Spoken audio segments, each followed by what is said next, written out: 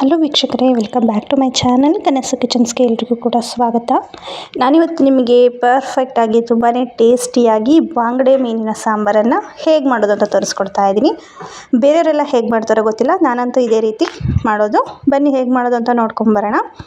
First ನಾನೀಗ ಇಲ್ಲಿ ಒಂದು ಮಿಕ್ಸರ್ ಜಾರ್ಗೆ ಒಂದು 2-3 ಸ್ಪೂನಷ್ಟು ಹಸಿ ತೆಂಗಿನಕಾಯಿ ತುರಿಯನ್ನು ಹಾಕ್ಕೊಂಡಿದ್ದೀನಿ.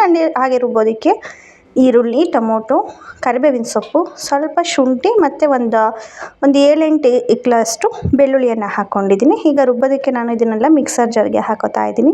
ಒಂದು ಅರ್ಧ ಭಾಗದಷ್ಟು ಈರುಳ್ಳಿ, ಕರಿಬೇವಿನ ಸೊಪ್ಪು, ಟೊಮೊಟೊ, ಶುಂಠಿ ಎಲ್ಲವನ್ನು ಹಾಕೋತಾ ಇದ್ದೀನಿ. ಆ್ಯಂಡ್ ನಾನಿಲ್ಲಿ ಕೊತ್ತಂಬರಿ ಸೊಪ್ಪನ್ನು ಯೂಸ್ ಮಾಡ್ತಾ ಇಲ್ಲ. ಮೀನಿನ ಸಾಂಬಾರಿಗೆ ಒಳ್ಳೆ ಟೇಸ್ಟ್ ಕೊಡೋದೇ ಕರಿಬೇವಿನ ಸೊಪ್ಪು. ಸೊ ಹಾಗಾಗಿ ನಾನಿಲ್ಲಿ ಕರಿಬೇವಿನ ಸೊಪ್ಪನ್ನೇ ಯೂಸ್ ಮಾಡ್ತಾ ಇದ್ದೀನಿ. ಇದ್ರ ಜೊತೆಗೆ ಒಂದು ಸ್ವಲ್ಪ ಚಕ್ಕೆ, 1-2 ಲವಂಗ ಹಾಕ್ಕೊಂಡಿದ್ದೀನಿ. ಹಾಗೆ ಒಂದು 3-4 ಮೆಣಸು ಮತ್ತು ಜೀರಿಗೆಯನ್ನು ಹಾಕ್ಕೊಂಡಿದ್ದೀನಿ. ಸ್ವಲ್ಪನೇ ಹಾಕ್ಕೊಳ್ಳಿ ಮಸಾಲೆಗಳನ್ನ, ಜಾಸ್ತಿ ಹಾಕ್ಕೋಬೇಡಿ. ಜೀರಿಗೆ, ಮೆಣಸು ಎಲ್ಲ ಎಷ್ಟು ಕಡಿಮೆ ಹಾಕ್ಕೊಂಡೆ ನೋಡಿ, ಅದೇ ರೀತಿ ಕಡಿಮೆ ಹಾಕ್ಕೊಳ್ಳಿ. ಹಾಗೆ ಖಾರಕ್ಕೆ 1.5 ಸ್ಪೂನಷ್ಟು ಅಚ್ಚ ಖಾರದ ಪುಡಿ ಮತ್ತು 1.5 ಸ್ಪೂನಷ್ಟು ಸಾಂಬಾರು ಪೌಡರ್, ಮಾಮೂಲಿ ಸಾಂಬಾರು ಮಾಡೋದಕ್ಕೆ ಯೂಸ್ ಮಾಡ್ತಾ ಇದ್ದೀವಲ್ಲ, ಮನೆಯಲ್ಲೇ ಮಾಡ್ಕೋತೀವಲ್ಲ ಅದೇ ಸಾಂಬಾರು ಪುಡಿ. ಅದರ ಜೊತೆಗೆ ಸ್ವಲ್ಪ ನೀರನ್ನು ಸೇರಿಸ್ಕೊಂಡು ಕ್ಲೀನಾಗಿ ಈ ರೀತಿ ಗ್ರೈಂಡ್ ಮಾಡ್ಕೋಬೇಕಾಗತ್ತೆ. ಆ್ಯಂಡ್ ನೆಕ್ಸ್ಟ್ ಇಲ್ಲಿ ನಾನಿಲ್ಲಿ ಒಂದು ಅರ್ಧ kg ಬಾಂಗಡೆ ಮೀನನ್ನು ತೊಗೊಂಡಿದ್ದೀನಿ. ಸೊ ಇದನ್ನು 2 ಭಾಗ ಕಟ್ ಮಾಡ್ಕೊತಾ ಇದ್ದೀನಿ. ಹಾಗಾಗಿ ಹಾಕೊಳ್ಳೋದಕ್ಕಿಂತ ಚೆನ್ನಾಗಿ ಉಪ್ಪು ಖಾರ ಹಿಡಿಬೇಕು ಅಂದರೆ ಈ ರೀತಿ ಕಟ್ ಮಾಡ್ಕೊಳ್ಳೇಬೇಕು.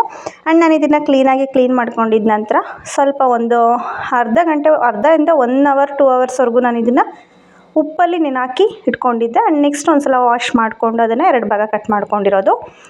ಈಗ ಒಂದು ನಿಂಬೆಹಣ್ಣಿನ ಗಾತ್ರದಷ್ಟು ಹುಣಸೆ ಹಣ್ಣನ್ನು ನಾನಿಲ್ಲಿ ನೆನೆಯೋದಕ್ಕೆ ಹಾಕ್ಕೊಂಡಿದ್ದೀನಿ. ಈಗ ಒಗ್ಗರಣೆಗೆ ಒಂದು ಪಾತ್ರೆಗೆ ಒಂದು ಸ್ವಲ್ಪ ಆಯಿಲು, ಸಾಸಿವೆ, ಬೆಳ್ಳುಳ್ಳಿ, ಹೆಚ್ಚಿರುವಂತಹ ಬೆಳ್ಳುಳ್ಳಿ, ಕರಿಬೇವಿನ ಸೊಪ್ಪು ಮತ್ತು ಅರಿಶಿನ ಪುಡಿಯನ್ನು ಹಾಕ್ಕೊಂಡು ನಾನಿಲ್ಲಿ ಒಗ್ಗರಣೆಯನ್ನು ರೆಡಿ ಮಾಡ್ಕೊಂಡಿದ್ದೀನಿ. ಒಗ್ಗರಣೆ ರೆಡಿ ಮಾಡ್ಕೊಂಡಿದ್ದ ನಂತರ ನಾವೇನು ಮಸಾಲೆ ರುಬ್ಬಿಟ್ಕೊಂಡಿದ್ದೆ ಅಲ್ವಾ ಸಾಂಬಾರಿಗೆ ಅಂತ ಹೇಳಿ ಅದನ್ನು ಹಾಕೋತಾ ಇದ್ದೀನಿ. ನಂತರ ರುಚಿಗೆ ಎಷ್ಟು ಬೇಕೋ ಅಷ್ಟು ನೋಡಿಕೊಂಡು ಸಾಲ್ಟನ್ನು ಸೇರಿಸ್ಕೊಂಡು, ಸಾಂಬಾರು ಎಷ್ಟು ಹದವಾಗಿ ಬೇಕು ನಿಮಗೆ, ತೆಳು ಬೇಕು ಅಂದರೆ ತೆಳು ಮಾಡ್ಕೊಳ್ಳಿ, ಗಟ್ಟಿ ಬೇಕು ಅಂದರೆ ಗಟ್ಟಿಯಾಗಿ ಮಾಡ್ಕೊಳ್ಳಿ. ಕುದಿಯೋ ಟೈಮಲ್ಲಿ ನಾವೇನು ಹುಣಸೆಹಣ್ಣು ನೆನೆಸ್ಕೊಂಡಿದ್ದೆ ಅಲ್ವಾ, ಆ ಹುಣಸೆ ರಸವನ್ನು ಹಾಕ್ಕೊಂಡಿದ್ದೀನಿ. ಹಾಕ್ಕೊಂಡಿದ್ದ ನಂತರ ಸಾಂಬಾರು ಚೆನ್ನಾಗಿ ಕುದಿಬೇಕು. ಕುದಿಯೋವರೆಗೂ ಮೀನನ್ನು ಹಾಕೋ ಆಗಿಲ್ಲ, ಇಲ್ಲಾಂದರೆ ಕಲಿಸ್ಕೊಂಡು ಹೋಗಿಬಿಡುತ್ತೆ. ನೋಡಿ, ಈ ರೀತಿ ಚೆನ್ನಾಗಿ ಸಾಂಬಾರು ಕುದಿಯೋವಂಥ ಟೈಮ್ನಲ್ಲಿ ನಾವೇನು ಫ್ರೆಶ್ ಆಗಿ ತೊಳೆದು ಕ್ಲೀನ್ ಮಾಡಿ ಇಟ್ಕೊಂಡಿದ್ವಿ ಅಲ್ವಾ ಮೀನು, ಆ ಮೀನನ್ನು ಹಾಕ್ಕೊಂಡಿದ್ದೀನಿ. ಹಾಕ್ಕೊಂಡು ಒಂದು ಕುದಿ ಬರೋವರೆಗೂ ನೀವು ಕೈ ಆಡಿಸೋದಕ್ಕೆ ಹೋಗಬೇಡಿ. ಚೆನ್ನಾಗಿ ಈ ರೀತಿ ಕುದಿಯೋವರೆಗೂ ಬಿಟ್ಟು ಗ್ಯಾಸ್ ಸ್ಟವ್ನ ಆಫ್ ಮಾಡಿ ಹಾಗೆ ಇಟ್ಬಿಡಿ. ಮತ್ತೆ ಕೈ ಆಡಿಸೋದಕ್ಕೂ ಹೋಗೋ ಅವಶ್ಯಕತೆ ಇರೋದಿಲ್ಲ.